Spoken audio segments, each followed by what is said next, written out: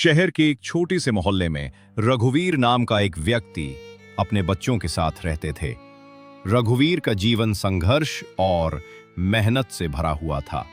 उन्होंने अपनी पूरी जिंदगी अपने बच्चों के लिए काम किया, लेकिन जैसे जैसे समय बीतता गया, उनके बच्चे उनसे दूर होते गए। रघुवीर का नाम मोहल्ले में सम्मान से लिया जाता था। वे एक स्कूल के शिक्षक थे और बच्चों को शिक्षा देने का कार्य करते थे। उनके छात्रों में हमेशा उनके प्रति एक विशेष आदर होता था। लेकिन घर में बात अलग थी। रघुवीर के दो बच्चे अजय और नेहा अब बड़े हो चुके थे और अपने अपने करियर में व्यस्त थे। रघुवीर ने उन्हें हमेशा अच्छे संस्कार दिए, लेकिन समय के साथ उनका तिरस्कार बढ़ने लगा। जब अजय कॉलेज में गया तो उसने अपने पिता की कमाई को लेकर बातें करना शुरू किया। वो सोचने लगा कि पिता की नौकरी से उसका भविष्य नहीं बन सकता। अजय ने कहा, पिता, आप क्यों नहीं कुछ और काम करते? आपकी नौकरी से कुछ नहीं होने वाला। ये सुनकर रघुवीर का दिल टूट गया, लेकिन उन्होंने सोचा कि शायद ये सिर्फ एक किशोर अवस्था का विद्रोह है। नेहा, जो एक युवा डॉक्टर बन चुकी थी, वो भी धीरे धीरे अपने पिता से दूर हो गई। जब भी वो घर आती, रघुवीर उसे सुनाते कि कैसे उसने अपने बचपन में कठिनाइयों का सामना किया। नेहा ने कहा, पिता, आप पुराने ख्यालों में जी रहे हैं। आपको ये समझना होगा कि समय बदल चुका है। रघुवीर ने अपने बच्चों को समझाने की कोशिश की, लेकिन उनके दिलों में पिता के प्रति सम्मान की कमी होती गई। रघुवीर का दिल तड़पता था। उन्होंने अपने बच्चों के लिए सब कुछ किया, लेकिन उन्हें यह महसूस नहीं हुआ कि उनके पिता की मेहनत और संघर्ष का कोई महत्व नहीं था। एक दिन रघुवीर ने अपने बच्चों से कहा, मैंने अपनी पूरी जिंदगी आपके लिए बलिदान की है। क्या यही मेरा फल है? लेकिन अजय और नेहा की आंखों में केवल असहमति थी। समय बीतने के साथ रघुवीर की सेहत भी बिगड़ने लगी।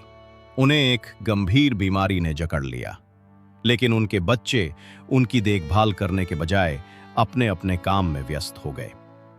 रघुवीर ने सोचा कि शायद जब वे उन्हें जरूरत महसूस करेंगे तब आएंगे, लेकिन ऐसा कुछ नहीं हुआ। उन्होंने दिन रात अकेले बिताए, दर्द और बुरे समय से जूझते हुए। एक दिन रघुवीर ने तय किया कि वो अपने बच्चों से बात करेंगे। उन्होंने दोनों को बुलाया और कहा, मैंने तुम्हारे लिए सब कुछ किया है, लेकिन अब मुझे आपकी जरूरत है। अजय ने जवाब दिया, पिता, हम व्यस्त हैं, हमें अपना करियर बनाना है। नेहा ने भी यही कहा। रघुवीर की आंखों में आंसू आ गए। वो सोचने लगे कि क्या उनके बलिदान का कोई मूल्य नहीं था। कुछ महीनों बाद रघुवीर की तबीयत और बिगड़ गई। उन्हें अस्पताल में भर्ती होना पड़ा। इस बार भी बच्चों ने सिर्फ फोन पर हालचाल लिया। जब रघुवीर ने उन्हें बताया कि वो गंभीर हैं, तब भी उनकी आवाज में कोई चिंता नहीं थी। अजय ने कहा, पिता, हम काम में व्यस्त हैं, हम कोशिश करेंगे कि जल्द ही आ सके। इस बीच रघुवीर को यह महसूस हुआ कि उनके बच्चों ने उनकी सोच और उनकी परवरिश को पूरी तरह भुला दिया है। वो सोचने लगे कि क्या उन्होंने अपने बच्चों को सही शिक्षा दी थी। उन्होंने अपनी मेहनत से उन्हें शिक्षित किया, लेकिन क्या उनके दिलों में पिता के प्रति कोई सम्मान था? अस्पताल में रघुवीर ने अपनी पूरी जिंदगी का विचार किया। वो सोचने लगे कि क्या वो बच्चों के लिए सब कुछ करने में गलती कर गए? क्या उन्होंने उन्हें स्वतंत्रता देने में अधिक छूट दी? क्या उनका प्यार ही उनकी दूरियों का कारण बना? अंततः रघुवीर को अस्पताल में अकेले बिताए हुए समय में बहुत कुछ समझ में आया। उन्होंने तय किया कि वो अपने बच्चों के साथ संबंध सुधारने की कोशिश करेंगे, लेकिन अब उनके दिल में उम्मीद कम थी। कुछ समय बाद जब रघुवीर घर लौटे तो उन्होंने बच्चों को फिर से बुलाया। इस बार उन्होंने कहा, मैंने तुम्हारे लिए सब कुछ किया, लेकिन मैं भी एक इंसान हूं, मुझे आपकी जरूरत है। लेकिन अजय और नेहा के चेहरे पर वही बेपरवाही थी।